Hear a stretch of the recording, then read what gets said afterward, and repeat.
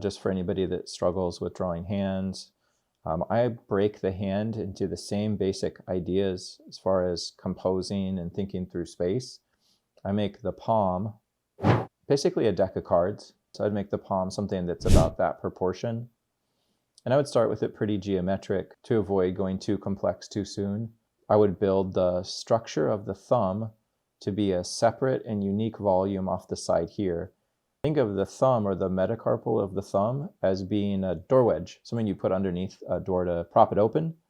And so that's the effect that the metacarpal has on the grouped bones of the palm as it comes off to the side. But this I try to think of as having gesture, so that can move. So in this one, it's raised up and in, right? So that would be its starting place. But if we were to change its position, so let's draw that again. Here's the same box. Now you could think of its action as being kind of pulled in. So maybe it's up in this corner. Right? So maybe it's kind of shifted in here because it's been adducted. And then maybe I'd see less of the top. So that's still creating form intersections, right? Because you have this plane, now it goes up onto that, and then down across this. And then this, maybe we could even cut into this so it feels more like it belongs. So that'd be my thumb. And then every finger for me is just ball, straight, ball, cylinder. So every knuckle I would simplify as a sphere. Every straight would be the bone, or the shaft of the bone. The knuckle is just the end of the bone. But the reason I would break it to sphere, cylinder to straight, so I could pose the direction of the finger. So like we did that with some of the other ones. There's nothing wrong with just kind of giving a loose gesture to pose them. Like for example, it's common that your middle two fingers, your ring and middle finger, work together in kind of like a claw pattern. The study of hands and the gesture of the hands is really fun, especially relevant during presidential campaigns when everybody is hyper fixated on what every physical gesture means from a speaker. And there's great ways you can think about the differences between political figures by looking at their hands, like making a contrast between two unlike figures like Obama and Trump is really unique and interesting just for the way they use their hands. Even like where our hands are used in our bodies, where you place them. I mean, they're mostly considered to be punctuators for whatever the message is that your body or your voice is conveying. But how and where you use them is individual, of course, and really unique and interesting. So this would be the kind of the gestural layout for the fingers. And then from here, I could start to stack on the end of that box spheres, straights. So everywhere but the thumb will have 3. 1, and that kind of comes up towards us. And then here, maybe these I could just summarize together, but we'll do the knuckle, shaft. So that's the first digit. So they're proximal, middle, and distal, except the thumb, which is proximal and distal. Basically, there's just nothing new here to what we already did. It's just analyzing and designing a form, spheres and boxes, and then focused on the organic intersection of those to create a careful representation of a complex subject. But what matters most is the focus here, because then you could draw anything. So if I wanted to take it a step further, let's say, and add some more detail, right, then I could, my next step in drawing a hand would be, putting the cylinders and just focusing on the wraps and overlaps, the form intersection. So this is behind the palm. This goes away in space. That's the next knuckle. Then this turns to come back. That's why you get a little pinch there. That goes behind the sphere, and then the end or the fingertip of the pinky comes out again. But it's not any different than what we've done with the arms or the legs or rib cage and pelvis. The difficulty is just it's smaller form, way more foreshortening, of course. But that could be your pinky. And then for this one, we could do, let's do cylinder. But the key is that wrap and overlap, the form intersection. That's everything. So there's the first. And this is why I prefer drawing this way, I think most often, because you're focused on the component parts of drawing, which I think yield a greater appreciation for design of all subject matter. Whereas the way I started to draw was copying light and shadow patterns, which to me always felt very insular and restrictive, because I was always dependent on a 3/4 light source, a model, tonal patterns to copy.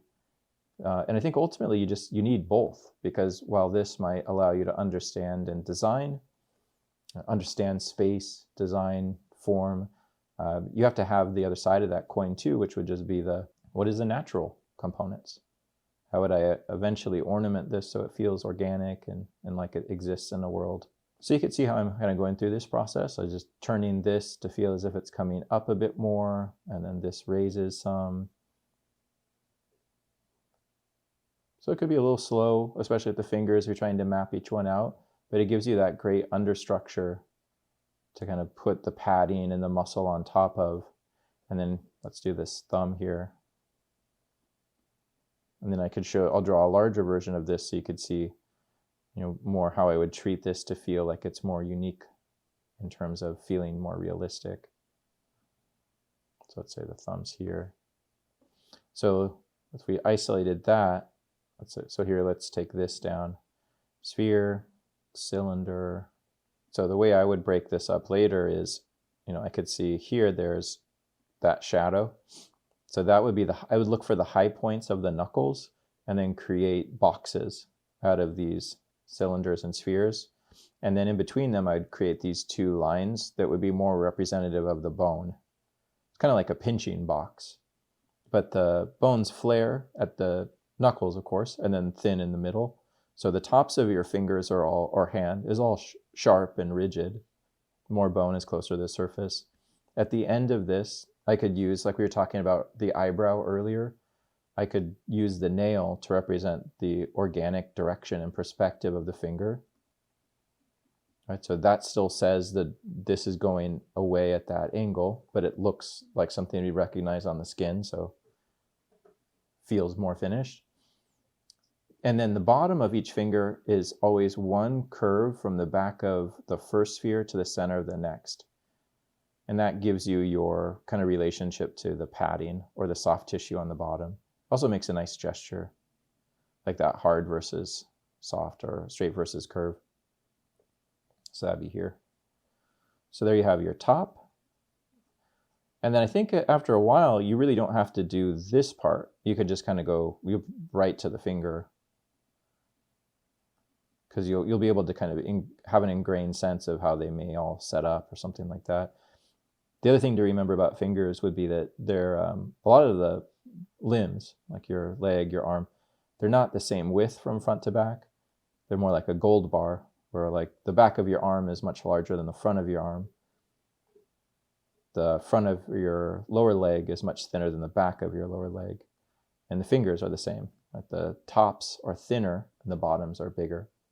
So here I'd be looking for like that gold bar quality, where I'm trying to show that asymmetry of directional width, the relational width, let's say front to back.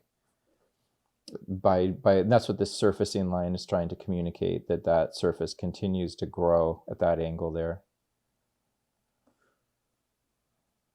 So again, a very investigative or investigated approach, kind of fun with form.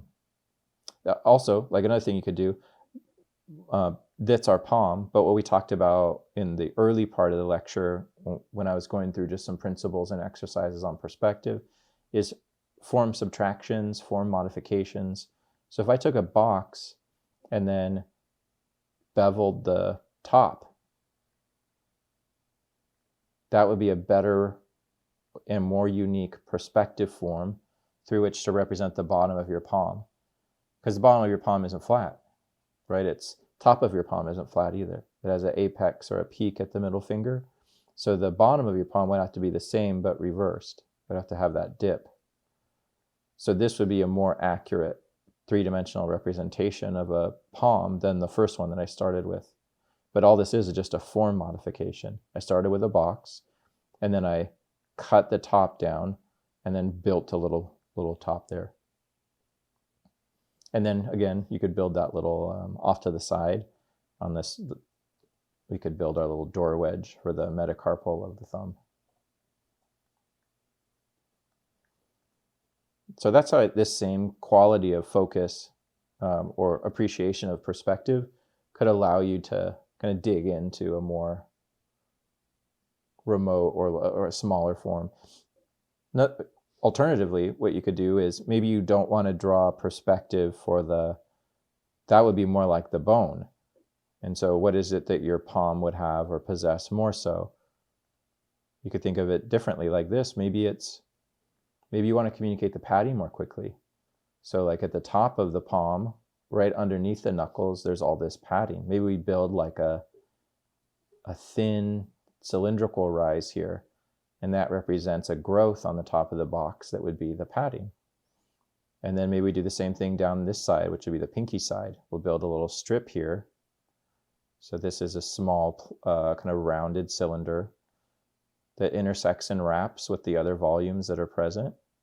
And that goes to the back of the palm, or let's say the hub there. And then we're going to take this out because we know that our palms have this empty space in the middle so that your fingers can move and the thumb can adduct towards the center. So that would be another way to go about it. But you can see I'm trying to use all these subtractive modifications, additions, surfacing lines to build out almost like a wire mesh, an appreciation for the part, but it just doesn't matter at some point what it is. I draw animals the same way, or cars, or insects, or plants.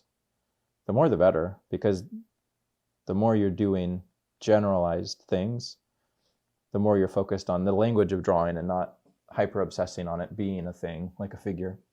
Hey guys, if you like this lesson, this is part of a larger course on the fundamentals of figure construction. Use the code GESTURE20 for 20% off. The sale ends April 22nd. Check out the link in the bio for more info. Thanks.